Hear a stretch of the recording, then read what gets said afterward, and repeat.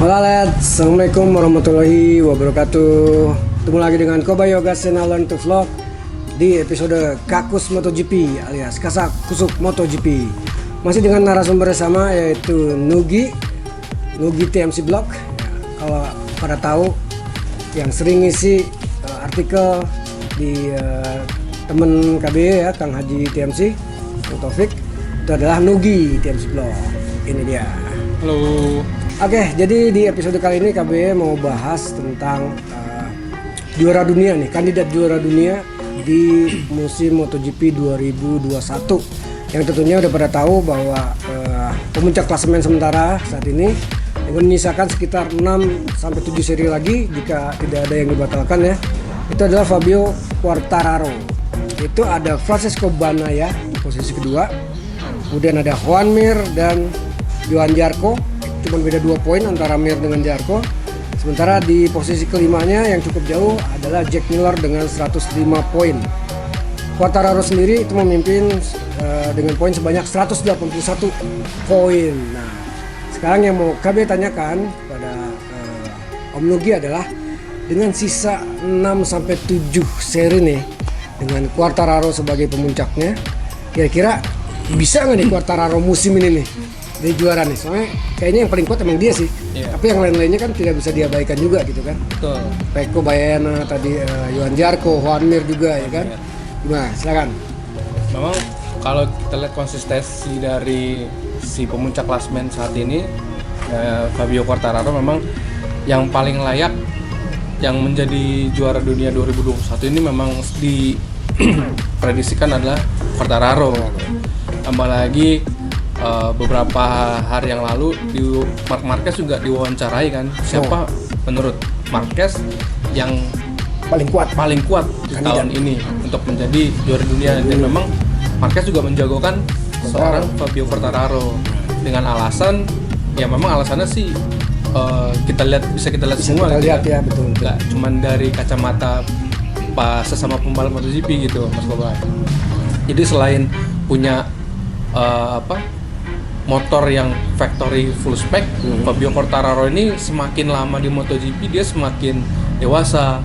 Dia bisa memperhitungkan kedepannya seperti apa. Jadi nggak tenang, lebih tenang, lebih bisa mengontrol kondisi balapan dan dia sendiri gitu. Jadi bekal itu salah satunya yang bisa dibilang udah cukup banget buat Fabio Quartararo untuk merengkuh juara dunia pertama kali.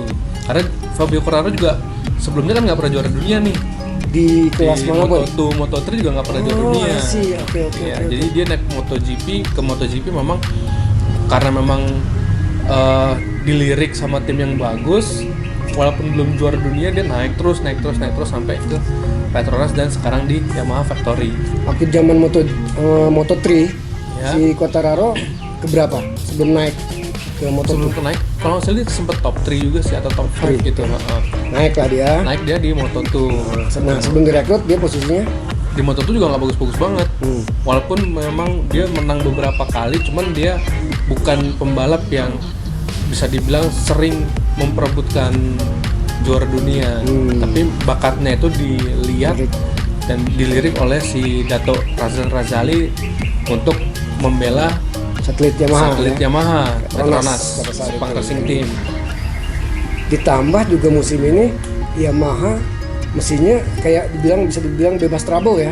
Kayak musim lalu ya kan? Iya benar. Udah sebenarnya tracknya udah bener tuh musim lalu kan sebenarnya Fabio ini ya kan. Tiba-tiba kendala teknis ya kan. Masalah valve, masalah teknisnya segala macam. Jadi sempat mimpin klasemen sementara di paruh musim pertama.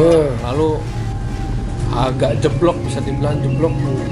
Sementara Mir yang cuman menang 1 kali karena konsistensinya di top semua balapan, ya. Top 3, top 5, dia jadi bisa mengumpulkan poin dan jadi juara dunia. Dan saat inilah sebenarnya yang paling tepat buat Fabio ya. Saat ini mungkin kalau misalkan bahasa tongkrongannya, Fabio ini harus juara dunia sekarang.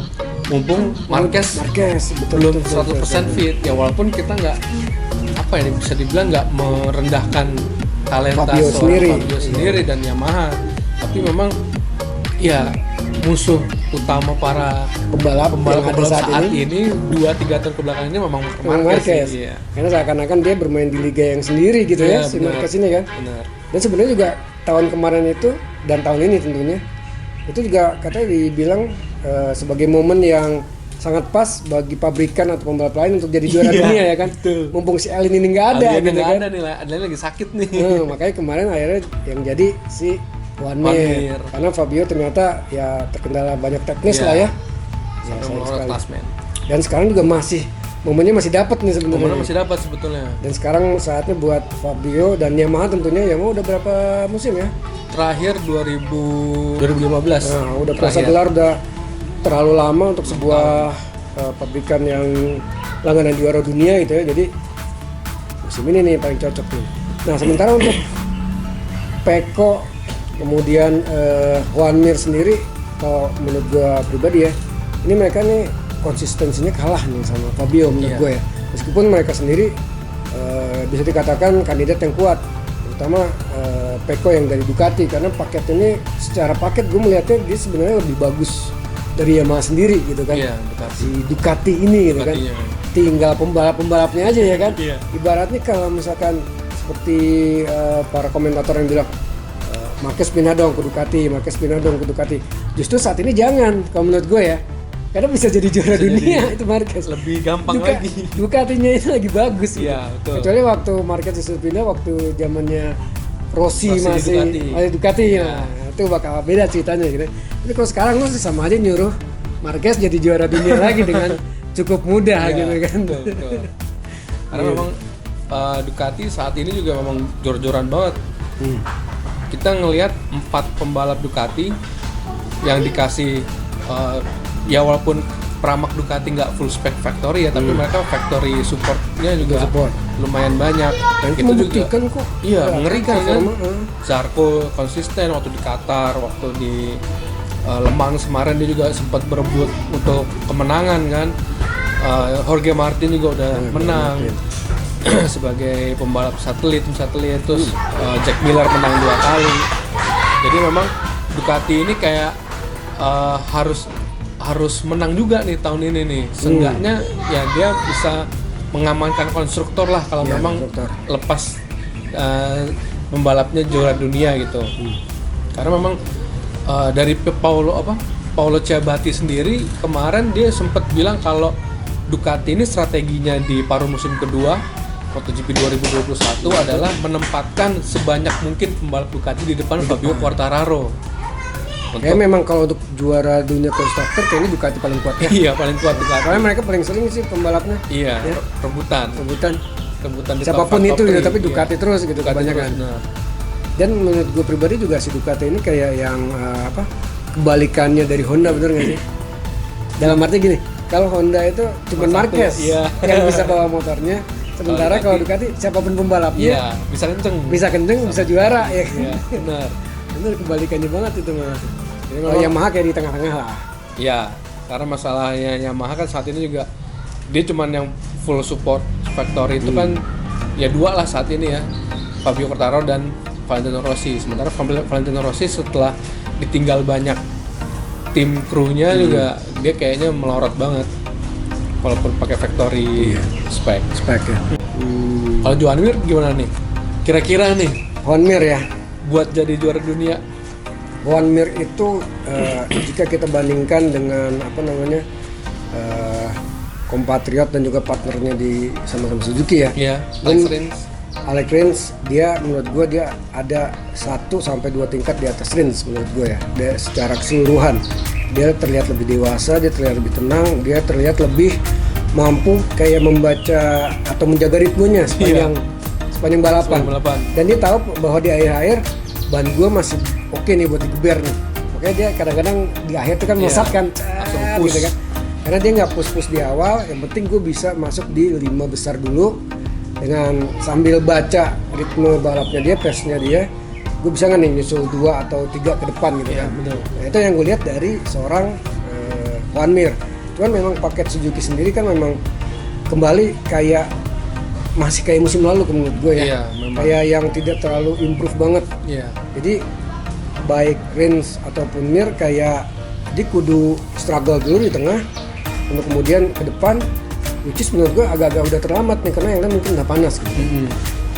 Kalau misalkan Juan Mir andai dia ada di Yamaha atau di Ducati, itu menurut gue pribadi itu bisa lain ceritanya. Iya, benar-benar. Karena secara skill dia ini salah satu yang terbaik. Iya. Cuman karena mungkin di Suzuki aja nih, Iya. yang dari sisi performa sebenarnya nggak kalah-kalah banget, tapi ya nggak bisa bilang Dikjaya juga Iya, gitu. karena memang budget R&D-nya Suzuki GSX-R tuh nggak sebesar Honda, sebesar apalagi Ducati. Oh gitu ya, mereka nggak gede Iya, juga banget nggak ya. gede, Oke, let's. Mungkin ada tambahan sebelum kita tutup untuk kandidat juara ini. Kalau Tadi kandidat juara Eko. sih kita ini ya, kalau kandidat juara 2021 si pemimpin klasmen Oke. Fabio Quartararo, tapi jangan lupakan Ducati, pembalap-pembalap Ducati, entah itu Pecco, Jack atau mungkin malah Zarco masih bisa punya kans Punya untuk kans. juara dunia, dan Joan Mir. Dan Juan Mir. Iya. Jadi kalau yang paling kuat udah jelas pemimpin klasemen sementara ya, si Iya, Fabio. Fabio Quartararo. Pembalap dengan helm yang sama dengan KB, yaitu Scorpion. Terus keduanya mungkin yang akan lebih seru kayaknya di 2-3 memperebutkan Iya. gelar 2 dan 3 kayaknya di Iya. situ ya. Apalagi kalau misalkan di 2 seri terakhir ini ternyata Fabio bisa menang terus nih, udah makin tambah kuat lagi ya. Jadi Setelahnya, ya. kandidat juara dunia. Sisanya ya mungkin memperebutkan 2 dan 3. Nah, tinggal Pecco nih. Pecco juga gua lihat dia di beberapa seri kayak kurang konsisten ya. Dia kayaknya Iya, memang. harus memperbaiki hal itu ya. Iya, Karena Ducatinya udah konsistensinya bagus menurut gua, tinggal Betul. dianya aja nih. Betul. Ya kan? Gitu Let's. Jadi itulah tadi Kakus MotoGP, Kasakusuk MotoGP bersama Kobayagas, Senalan Tufok dan juga Nugi. Jono Nugi. Kok Jono sih? Joni. Oke, Assalamualaikum warahmatullahi wabarakatuh. Apabila ada yang salah kata atau salah informasi, kita mohon maaf karena keterbatasan kita sebagai manusia ya. Iya, betul. Jika ada yang mau dikoreksi atau misalkan ada tambahan apapun, komen silakan. Jangan lupa like dan share juga, subscribe karena subscribe itu gratis. Assalamualaikum warahmatullahi wabarakatuh. Thank you Mugi.